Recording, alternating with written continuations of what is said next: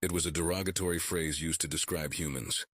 Its literal meaning referred to how humans hid their teeth behind closed lips when they smiled while interacting with other races, since most found the baring of teeth to be a sign of aggression, or in extreme cases, even a threat. They did this to be polite, and at first it was generally appreciated by those they met, and this politeness eventually extended towards most interspecies interactions, from social to political. The humans were very considerate of the other cultures and ways of life, a stark contrast to what they knew of humanity's history.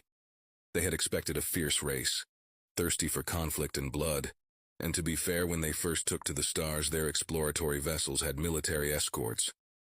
But times had changed and the humans continuously scaled back their military presence.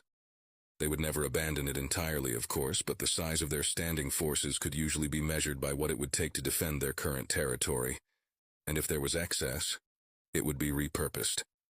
Over time, the galaxy fell into a misconception that humanity had defanged itself upon joining true civilization.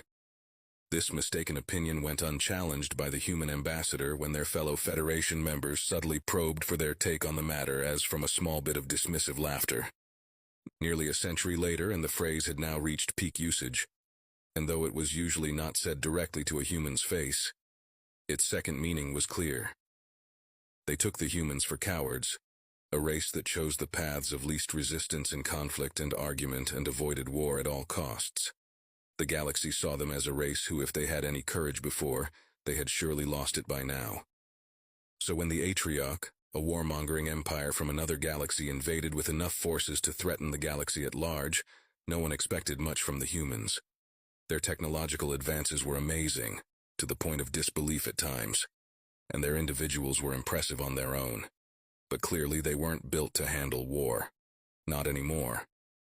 So when humanity volunteered itself as the galaxy's vanguard, to hold the line until the other races could muster the full might of their forces, it took everyone off guard.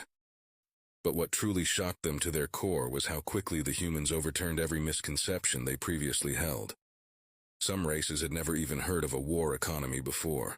After all, most of them balanced their economies with both consumer and military needs in mind, so there was never a need to alter the systems already in place. But they now watched as luxury cruiser production lines now pumped out battle cruisers, how hundreds of personal spacecraft businesses now churned out hordes of fighters.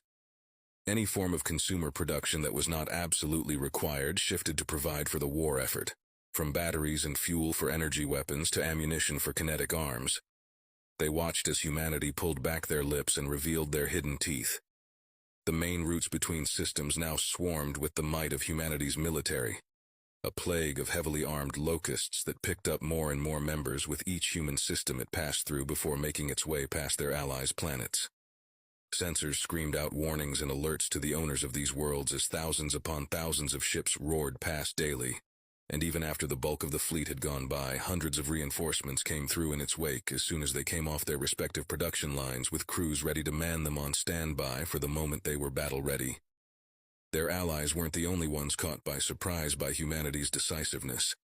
Having sent spies to scout out this new galaxy they planned to conquer, the Atrioc found themselves under the same mistaken impression, and were fully unprepared for the immediate and violent response, as a massive wave of enemy vessels dropped out of FTL and crashed against their forces. From the outset, the invaders found themselves on the defensive, with the human forces driving them almost back to the edge of the galaxy through sheer ferocity. The human fleet was made up of primarily medium to small spacecraft, so while they wouldn't be able to strike any serious blows to the Atrioc fleet, they had far more mobility and would be able to bleed their opponents of strength. From the start, the goal was not victory, but simply to stall, to hold the line until the heavy cruisers and destroyers of the Federation could be mustered and arrive en masse.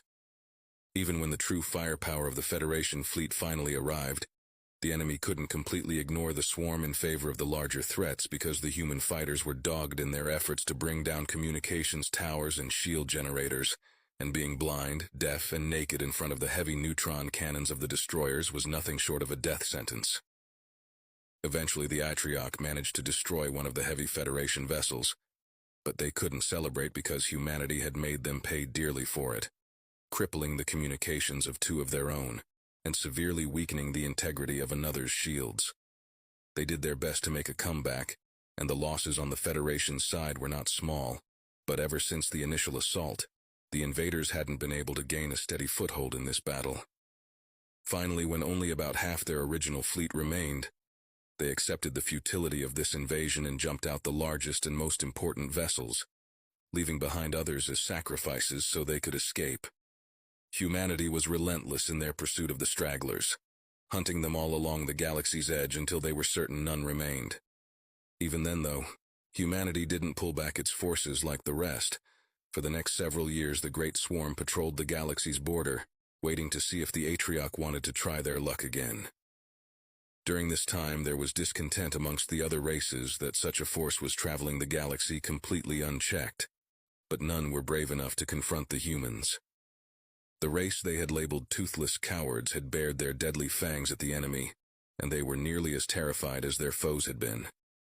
Aside from a lack of courage that prevented them from voicing their concerns, there was a sense of shame that they had severely underestimated and disrespected such a fierce ally.